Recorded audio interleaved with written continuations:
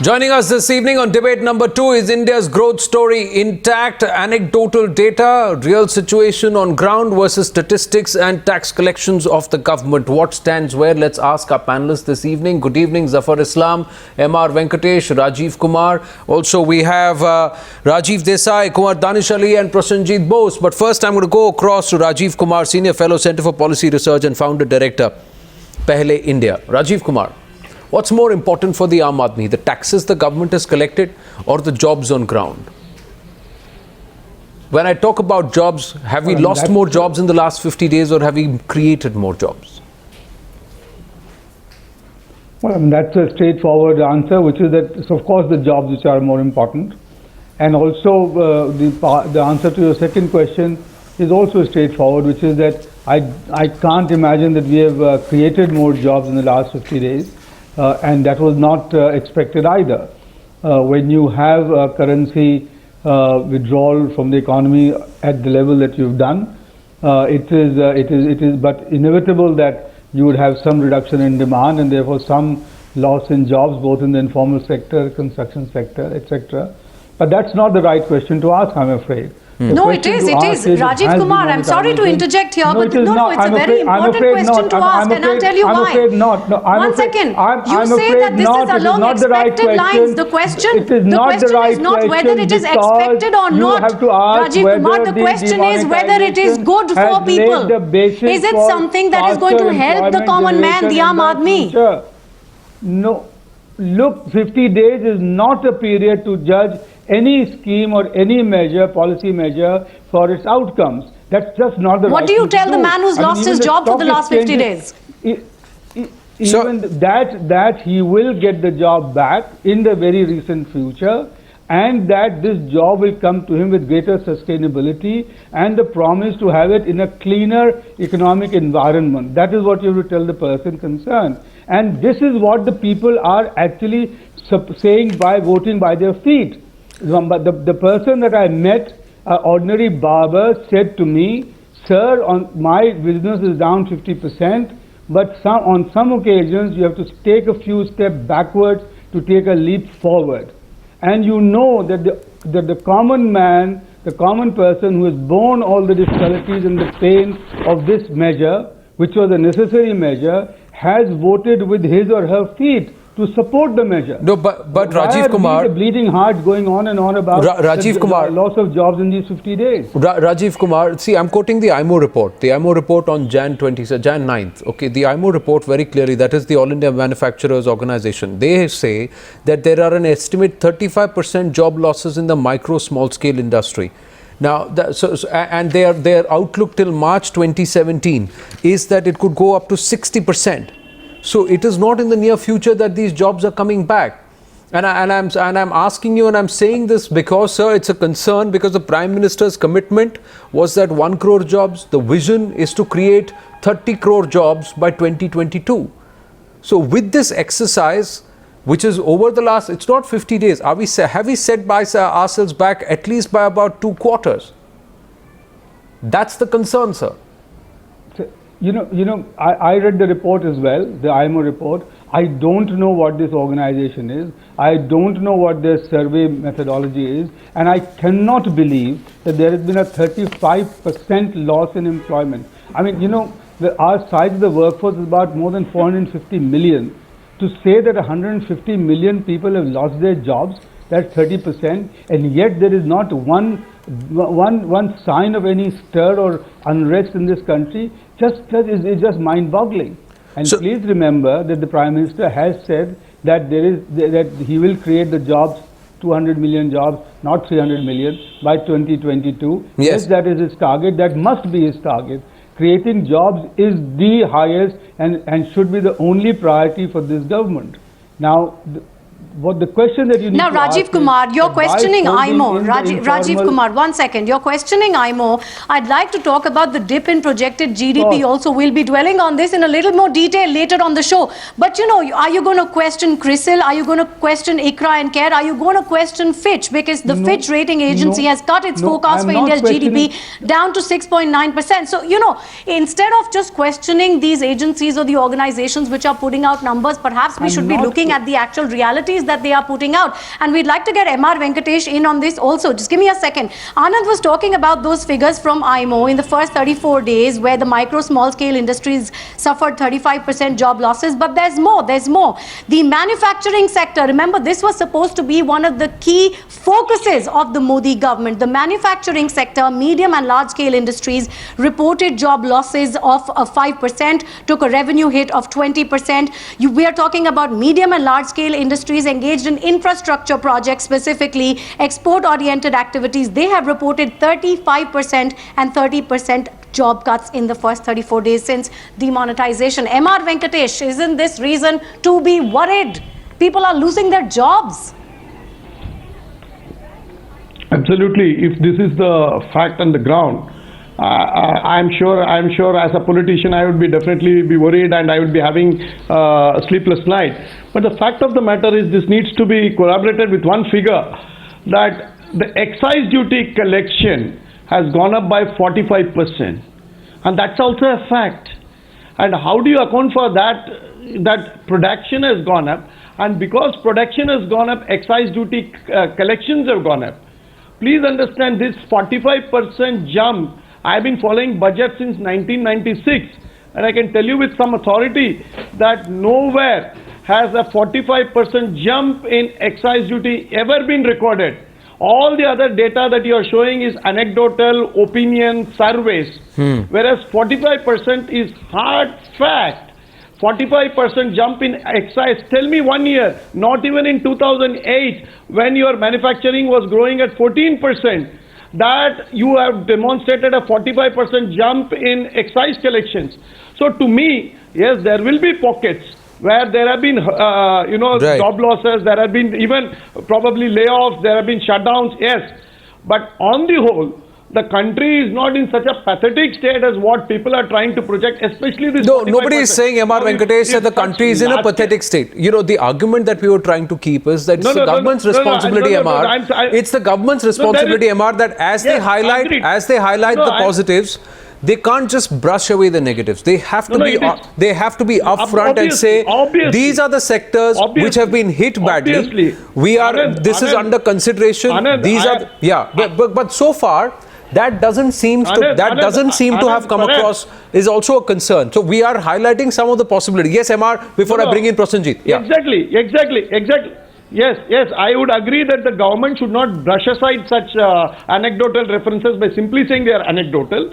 They must send North Block teams into all those places and get back the feedback, because perhaps of all the panelists here, being a chartered accountant, I have the pulse on the industry on a day-to-day basis, and I know what the industry is talking about. A fortnight back, we had the Minister of State, Mr. Ram Meghwal in Chennai on a Laghu Udyog Bharati. We had made some presentation on behalf of the Laghu Udyog Bharati, and on 31st December I can make it bold to state today that all the suggestions made, some of them were finding resonance in the speech of the Prime Minister, especially for the small and medium enterprises. So to say that the government is also not hearing is also not true. No, I agree.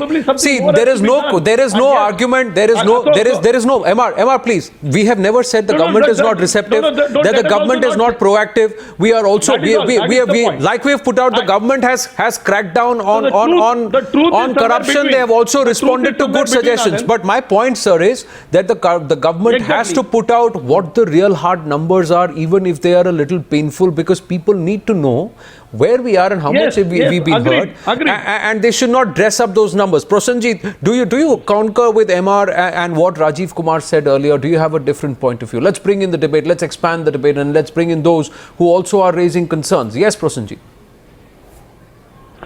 You see, first of all, after withdrawing 86% of the country's current stock of currency, if one claims after such a huge liquidity shock has been delivered that there is no impact on the real economy, I think that those people they live on the moon. They don't dwell on this earth, basically, and they have no idea about how the economy functions, how the real economy functions, and what is the role that cash plays in the real economy.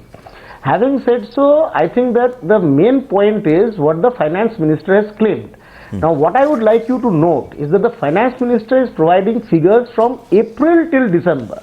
So he is not providing, I mean, I am not even going into whether his figures are correct or incorrect, etc. The point is that demonetization happened on November 8th.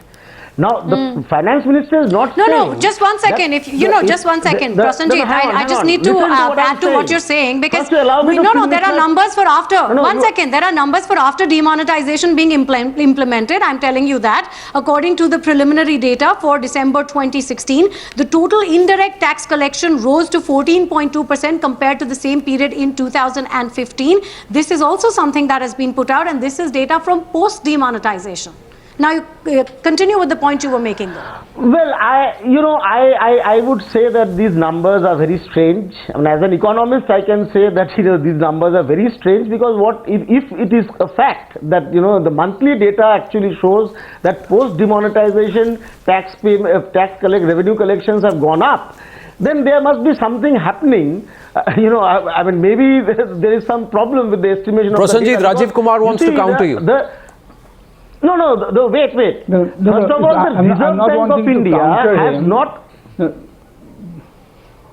Yes, Rajiv Kumar, short intervention. What is happening is very, very feasible statistically, because some of the informal sector that perhaps had not been picked up by the national accounts or by the revenues, etc., has now got into the statistical system because they've come into the tax net because of the demonetization effect. So the two situations, the two trends of a actual loss in jobs in some sectors with a rise in excise collections, etc., are both compatible. So one should not be so shocked at that. What we need to recognize is, yes, there have been some sectors in which, of course, there have been employment losses, but there are other sectors where the employment loss has been quickly made up, and there are others where the basis now has been laid for a much better accounting and also job generation by going forward, because the formal and the informal, that distinction has now been made, but has now sort of really been blurred, and therefore you will get a much better basis for getting jobs, because because inflation rates have fallen. Rajiv Kumar, the fact is the matter is that the reality of the moment is that the jobs have in fact been lost, and we're putting out data. Yes, Prasenjit, you want to come in on that, but the point is, you're saying that these jobs will come back. The fact, though, is that for the person on the ground, the reality is that these jobs are being lost. Prasenjit, and then we bring in the other panelists also, please. No, you see, first of all, I think that anybody who has any idea about what the ground situation is as far as the economy is concerned, as far as agriculture is concerned, migrant labor, all sectors of the economy, from real estate, construction to retail trade, every sector, to automobiles, to even the higher segments of the high-tech segments of the organized sector, everybody has reported slowdown in sales, slowdown in investments, and so on. So if there is only one way by which you can show that the GDP is not falling, that is by fudging the numbers. I hope the government is not doing that. But having said so, I think that the government actually is being economical and non-transparent in not being forthcoming and it should share the data.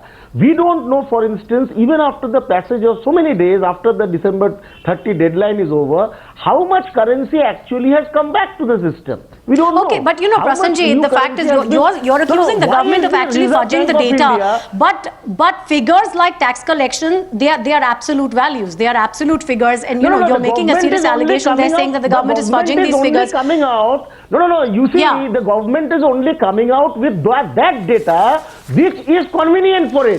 That is not the way. The government is supposed to come up with all fine. Data we're also saying that the government must talk about these job losses. We're also saying that the government must in fact answer these questions. Answer the question about high tax collections though. I'll go to Rajiv Desai with that.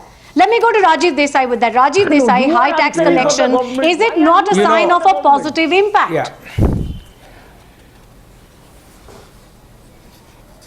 No, because I don't believe those figures. Frankly, I don't believe those figures any more than because they have no assessment at all of the impact of this demonetization. When the chief when the CSO reduced the GDP growth rate from 7.6 to 7.1, here is what Mr. Anand, who is the chief statistician, said. He says these estimates do not factor in the note ban. Yes. The impact is yet to be understood and could last for several years. This is the chief statistician of the government of India. The Center for Monitoring Indian Economy estimates a loss of 1.28 lakh crore rupees from November 8 to December 30. Well, this is what Rajiv Desai, the point is, the same center also said that new investment proposals have fallen by about 50% since November 8. Yes, now, where are these jobs coming from? I'll tell you what. Yes. It's a very simple thing. Those of us who understand economics, who understand politics and are at the corner of it, it is very clear that the government is trying to spin its way out of trouble. They are creating a narrative. One guy is saying that we are fighting corruption. Somebody is saying, oh, our tax collections has increased, so there's been no impact of demonetization. You this said, is just point is not true. Point is, when Rajiv you Desai, knock out 87% of the currency, you are going to have an impact. Yes, and you Rajiv Desai, nobody is saying that there will not be an impact. Rajiv Desai, you read what the 300,000 micro, small, medium and large industries. Right. So Rajiv Desai, nobody is saying. Rajiv Desai, nobody is saying. And I'll tell you the truth. Can you hear me, Rajiv Desai? These tax figures. Allow me this intervention, please. I'm just saying, Rajiv Desai, nobody is saying that there will not be an impact. There will not be an impact. What you're saying, you read out what the CSO had to say and their concerns that they have read said that this could last. They said could last for several years. This could last only for a few months too. It depends upon the policies of the government and what it does to get this economy back up on its feet. Allow me to read this, please. Allow me to just read this. This is what the former governor of the RBI, eminent economist, Mr. Subbarao, said. Far more eminent. I am reading the former RBI governor, sir. In his long essay, this is what he has said, and I'm just quoting a passage which is titled "The Macroeconomic Impact." And I'm reading this of what Mr. Subbarao has said. He has said in the very short term, please, the fact of the hear me out, Rajiv Desai. Hear this out, please, for the benefit of our viewers and our panelists. This is what he had said. In the very short term, delegalization, what he's called it, remonetization, may hurt growth. Rajiv Desai, please. Delegalization may hurt growth. The squeeze in cash will constrain. Use all the words you want. The squeeze. I am quoting him, sir. I am quoting him. I am quoting him. Not my. It's not my. I am not the former RBI governor. It is Mr. Subbarao, and I am quoting him from his essay, from his passage, from his article. Allow me to quote it properly. Allow me to quote it properly, Rajiv Desai. After they've done this. Rajiv Desai, allow me to quote it properly. Now, this is what he's written. In the very short term, delegalization may hurt growth. The squeeze in cash will constrain consumption. Then he says, arguably, delegalization will also be disinflationary in as much as it cuts into non-discretionary consumption of items that go into the consumer price index basket. The faster and more effectively the government and the RBI are able to handle the transition, the less will be the adverse impact. What is important, however, is the medium to long-term macroeconomic implications, which are decidedly positive. As delegalized currency is deposited in banks and the new currency comes into circulation, some very positive dynamics will kick in. By far, the most important outcome will be that as the shadowy economy merges with the formal economy, it will spur economic activity into the virtuous cycle. So medium to long-term impact will be positive as maintained by the government. But Zafar Islam, as I bring you in, and Rajiv Desai, allow the other panelists to speak. You might want to shout over me, but allow the other panelists to voice. Zafar Islam, is the government not putting out all the facts and figures and is only highlighting the positive? I'm sorry. That's the question. Rajiv Desai, let Zafar Islam answer this. Rajiv Desai, let Zafar Islam answer this. Can I just respond? Yes, Zafar. Don't think that people buy into this Rajiv Desai. Mr. Rajiv Desai, can I speak, please? People have lost. Can you just stop, allow the panelists to speak, please? Yeah.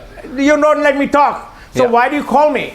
Well, you don't let me talk. You spoke you your let mind. Rajiv Kumar you talk. spoke You your let mind. this I guy quoted talk. Mr. Let me Subbarao, just and I'm going respond, across to Mr. another Rajiv panelist. Desai. So let's not quibble over But you small know, issues. but This you- is the but real you debate. interrupted The real me. debate. You Let's focus interrupted on the me on debate. each Rajiv stage. Desai. Anand, Let Zafar you've done Islam it again. respond. You Let Kunwar Danish interrupted Ali me. speak. I think Yes, Zafar Islam. I am focusing on the debate. Yes, thank you. Yes, Zafar I am Islam. also focusing on the Thank you. debate. Thank you. Yes, Zafar Islam. I think, Anand, some of the economists today is very unfortunate, is compromising with their own credentials. They are criticizing the government for the sake of criticizing. Please let them understand. And Manmohan Singh is no exception, because he, as an economist, he has a credential, but as a spokesperson of Congress, is speaking and he is compromising with his own credential. He is also saying the 200 basis point contraction in GDP growth, which is far away from reality. You see that RBI is an independent institution. You heard they have projected at people who oppose. Mr. Rajiv Desai, can you just allow me to speak, please? You abuse them, and though. Can you just allow me to speak? No, have a patience to hear others panelists view as well. Who the hell do you think you are? Rajiv Desai. No. Rajiv Desai. I'm not Desai, abusing please. anyone. Rajiv Desai. No. Rajiv Desai, allow me to Mr. answer. Rajiv Desai. I do not agree with whatever sentence you have spoken. I do not agree with one sentence from whatever you have spoken. One because second. it's away from reality. It's just for the sake of Zafar Islam, please continue what you're saying. So far. Yeah, one second, Zafar Islam. I just want to add to a point that was made earlier by Rajiv Desai. Yeah, one second, Zafar Islam, you're talking about, you're sort of debunking these theories which are being put forth even by the former Prime Minister Manmohan Singh, who yourself, you said, is an economist of great repute. But the government estimates released also show a deceleration of the GDP, and Rajiv Desai was earlier talking about this, the growth projection by the Central Statistics Office, that also talks about a deceleration. Let me just respond to that. The CSO has projected 7.1 from the targeted GDP growth of 7.6. So there is a contraction of 0.5% or 50 basis points. RBI, and they doesn't take into account the effect of demonetization. They have stated it. RBI, on its part, is independent agency. They have projected 7.1, including the impact of demonetization. Yes, but that's the worry. The worry is that this, in fact, does not account for the impact of demonetization. Zafar Islam, this is, in fact, not incorporating that impact, right? Let me just complete. Let me just complete. Allow me to complete. RBI has in statement also made, in report also made a statement saying that the impact of demonetization will be very, very little. That has also, when they have projected 7.1. But CSO can be very conservative. But away from that, these two independent government agencies, you take the consensus GDP number of 25 top economists of the country who have credentials, who are independent, working for an organization. You were talking about CRISIL, you were talking about ICRA, you were talking about other rating agencies. Take the consensus of all 25 strong organization and economists of repute. They have, if you take the consensus, it is slightly lower than 7 handle. So we are not saying that GDP growth there will not come off. GDP growth will come off for 2 quarters. But you must appreciate the government has taken this initiative for longer term benefits. For longer term benefits, if you have a dip in GDP for 2 quarters, so be it. Who is saying that there will be no dip in GDP? But if you also see the numbers, one of the panelists, Mr. Banerjee and Rajiv Desai, is even challenging the government's hard cash collection of indirect and direct taxes. I mean, you as an economist, you project your estimate, you come up with your analysis, you give your estimate based on the numbers and statistics provided by the government. You are questioning the government's statistic itself. That's very unfortunate. Having said that, let me tell you. Yeah, the straightforward allegation, Zafar Islam, straightforward allegation which came from 2 of our panelists is that the government is fudging numbers. No, Zafar Islam, so I want your response on this. One panelist saying that the government is fudging numbers, not just saying that this is selective data, but this is actually fudged data. And then Rajiv Desai also going on to say, I don't believe these numbers. When we're talking about the tax collection, of course. I think these two gentlemen must know this is a hard cash collection. Let me also remind them, these two gentlemen, because they were talking about, one of them was talking about the currency coming back. How does it matter, currency coming back? Will it benefit government? If some money doesn't come back to the system, will it benefit government? It will be a notional value in the balance sheet of RBI. Can they declare dividend out of this national value? Will it be a hard cash for the government to spend? Do you understand the economics when you are questioning it? Please understand, economics, it's a tax collection is the hard cash. Government finances will improve because of demonetization, because there will be higher tax collection. The government spending will be higher going forward. There will be monetary support, there will be fiscal support to ensure that there is a huge recovery, GDP growth. Right, Zafar Islam, your counters noted. Going forward. Your counter, allow me to bring in Kunwar Danish Ali. Two things which the government says, medium, short term, 2 quarters will be tough. Spouting nothing.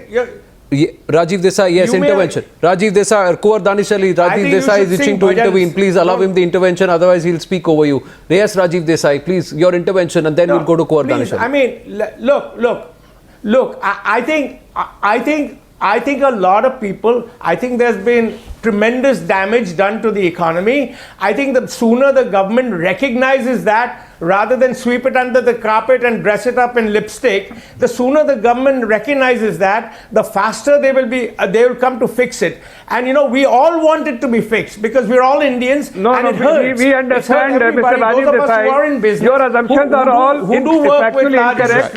You are speaking just for the sake of speaking. Okay, Rajiv Desai, you've raised your concern. It's a valid concern, and we share that concern, sir. Allow me to bring in Kunwar Danish Ali. He's been patiently waiting for his turn to speak on this debate. I'm going to request Zafar Islam and Rajiv Desai to please allow Kunwar Danish Ali to come in. Zafar Islam, please. Rajiv Desai, please. Kunwar Danish Ali allowed you the intervention. Allow him to speak, please. Don't take people. Allow Kunwar Danish Ali to speak. You know. Allow Kunwar Danish Ali to speak, Rajiv Desai. Please, he allowed you the intervention. He waited for you to make your point. You've raised your concern. Kunwar Danish Ali. Two things which stand out, sir. One, what R Venkatesh said. If the situation was really bad, where is the outpouring out on the streets? Where are people calling out and saying, what is this government doing? That rebellion is not happening on the streets. People are still with the government. Things are functioning. India is functioning. People are moving. Yes, there have been a few job cuts that have happened. Those jobs will be made up is what they say. What is your real concern? Are you concerned the government is not putting out all the facts, or are you concerned that the government is not showing the real picture?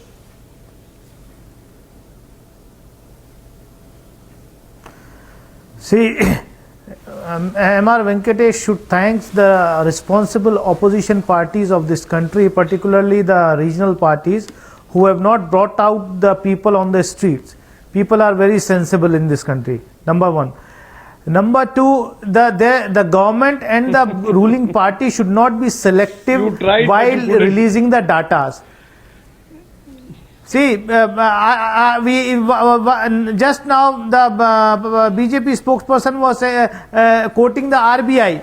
RBI has also said that this demonetization may increase the NPAs.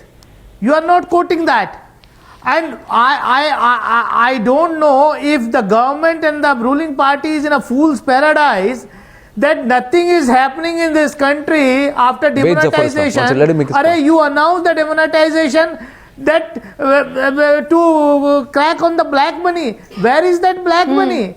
Everybody knows, the government knew it. Okay, Kunwar Danish Ali, you know, because you bring up that point. Because you bring up that point, let me point out. One second, Emma, let me just respond to it. Yeah, 1 second. Kunwar Danish Ali, because you talk about on black money. No, Emma, I'm coming to you.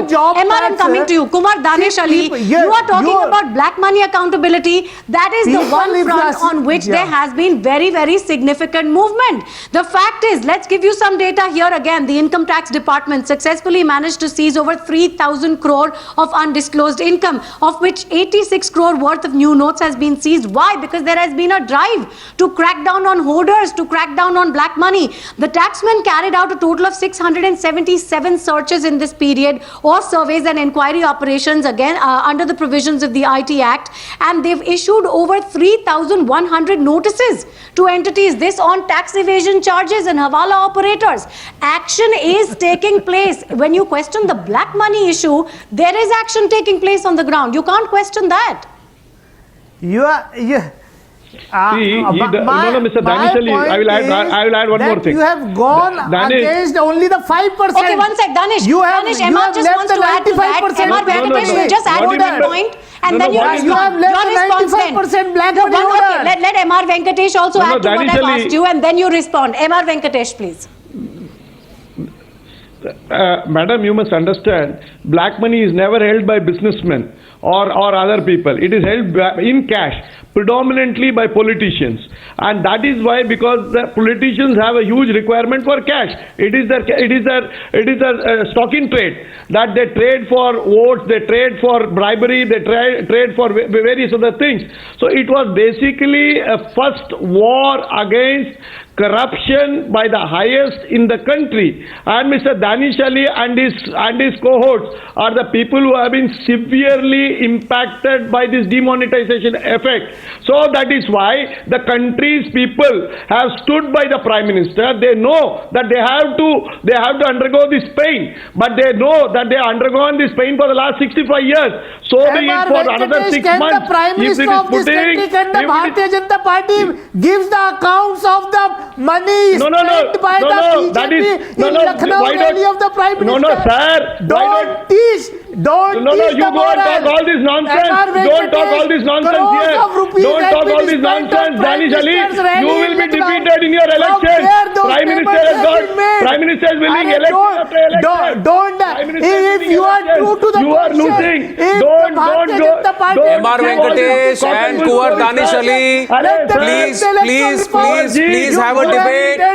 Please have a debate on the notebandi post-mortem.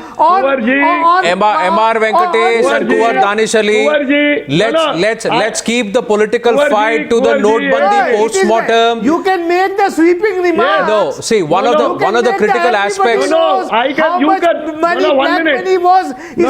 was asked to make a comment on it.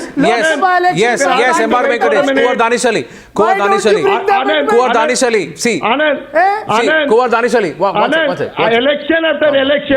Election after election, post-demonetization, BJP has actually scored. It is people like Mr. Danish Ali who have been forced to eat crow by the people of this country. So he must understand that people are ready. Yes, we are suffering, but we are ready to suffer. But you can't expect. MR Venkatesh, Kunwar Danish Ali. Sufferings of the Commonwealth, about the sufferings of the farmers. Yes, that is why they are voting BJP. That is why they are not voting the farmers. They are committing suicide. You are talking about only winning election. Yes, we know. You can go to any extent to win the election. MR Venkatesh and Danish Ali. Let's come back to the 2 points that you have raised, sir, and let us ask Rajiv Kumar. I want to steer the debate back. Sir, I want to steer the debate back. Calm down, gentlemen. Calm down, gentlemen. Please calm down. Please calm down. Please calm down. Please calm down. Please calm down. I'm going to go across to Rajiv Kumar. No, Danish Ali, Kunwar Danish Ali. Two aspects that you raised. Let's ask. MR Venkatesh, please wait. MR Venkatesh, please wait. MR Venkatesh, please wait. Kunwar Danish Ali, please wait. Kunwar Danish Ali, please wait. Please wait. 2 points amidst your heated debate with MR Venkatesh. 2 things that you raised. Let's ask Rajiv Kumar on this. Rajiv Kumar, there is a real issue. Like you said, this notebandi post-mortem. So the government has to also. Sir, make this as an election issue. Sir, let me speak. MR Venkatesh. My question is to Rajiv Kumar, sir. My question is to Rajiv Kumar. Please. Rajiv Kumar. Yes. Zafar Islam, your rebuttal also. Please wait. Rajiv Kumar, the issue of farmers. See, we've seen the Kharif season. The Kharif season is over. The Rabi season sowing is over. Now what we are having, Rajiv Desai, let me allow Rajiv Kumar. Let me allow Rajiv Kumar. You can have a discussion with him, sir. A real debate. Let's go to the real issues. We talked about the SMEs. We talked about the migrant population, the loss of jobs. So you said that it is about 2 quarters that these jobs will be affected. But 2 quarters is 6 months. 6 months, there will be a few lakh families in which there will not be jobs because of this notebandi exercise. So it's tough on these families. What that could lead to, it's an impact that we've got to brace for. Is the government ready for it? Is the government considering that? Secondly, the farmers, sir. Farmers, very clearly, they are not getting price for their produce. They are selling their produce at throwaway prices, or they're just hoarding them because they can't sell it. The rural economy today, we are given to understand, is working on barter. Now, are these facts the government is owning up to? Anand, can I make one first point? Yes. All that money that has gone into the bank is not black money converted to white. That's a fallacy. That's a myth. And Yeah. one must understand that what we have done is actually to bring the money which was out there in the black economy, financing the black economy, now into the formal economy, with a paper trail which, with the refer to the income tax department and the banking department, can be traced and will be traced over the years. Second point, when the chief statistician talked about the impact lasting over years, he said the impact, he did not say whether it's going to be negative or positive. I'm convinced, and this is why I've supported this, that it will be a positive impact. Third, on the farming sector, on the agricultural sector, it is not true to talk about a barter economy. Of course you will There have support always it. been informal networks, I don't know what credit has happened. networks in the rural become an sector which have been apologist working. rather than an economist. Rabi sowing, you know, is Rabi sowing, you know, is up 6% because the agro inputs have been supplied to the farmers on credit as they've always been, and the Kharif harvesting, which is primarily sugarcane and rice, has also taken care of. The only people who have suffered, and they have suffered, are farmers who produce vegetables and perishable horticulture That's products. But completely as you Yeah, but know, those are people this who is are a suffering. seasonal, Mr. Kumar. this is a But seasonal Rajiv thing as Kumar, well. those are people who are suffering. You know, this is the point that we're trying to make. And I admitted you know, that. the negative fallouts, the and I don't negative think impacts of demonetization must also be addressed by the government Nobody, not as even the- emphatically as the government is all talking about the tax collection figures. And you know, I want to quickly ask you and then bring in Zafar Islam on this also. See. It was a point that was raised earlier by Prasenjit Bose, Rajiv Kumar. You know, he talked about the fact that India, having been an absolutely cash intensive economy, if you take away 86% of the currency, there is going to be a negative fallout. People who have, you know, daily wage laborers, people like that will lose jobs because there is just no cash. These are real issues that have to be addressed, but the government, as the opposition alleges, is focusing on only the positive data, for example, the tax collection. But you must also take into account the 31st December address by the Prime Minister, which he started off by thanking the people for having borne the pain. What is the From address? the very beginning, it has been clear What that was there his will be address? pain in the economy. His address was nothing. He said nothing. They will you shut up He for a said while? nothing. He and let me promised that he would speak. have a solution. This is completely ill-mannered behavior on your part. Will you just shut up? All right, gentlemen, let's We know what I was you're just going to Please say that discuss from the this very in a beginning, dignified manner. some pain has been Yeah. expected. And that pain is being inflicted. The fact is that the Prime Minister had announced steps to boost aggregate demand and to take steps to revive the economy, because he knows that the jobs have been lost and they have to be brought back into the economy.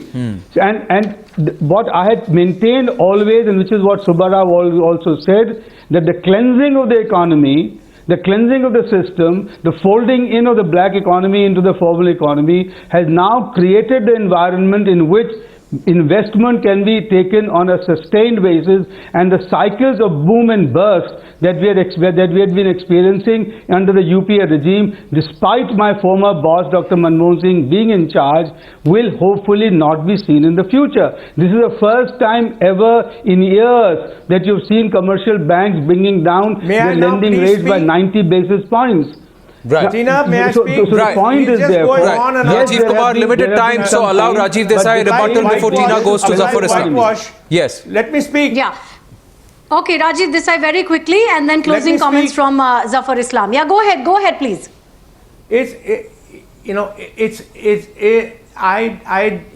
For all they can try, all they want to, this demonetization for which there is absolutely no reason, has been a disaster, and now they're trying to spin their way out of it to bring in people to now who says, where is the proof that the people are supporting the government on this issue?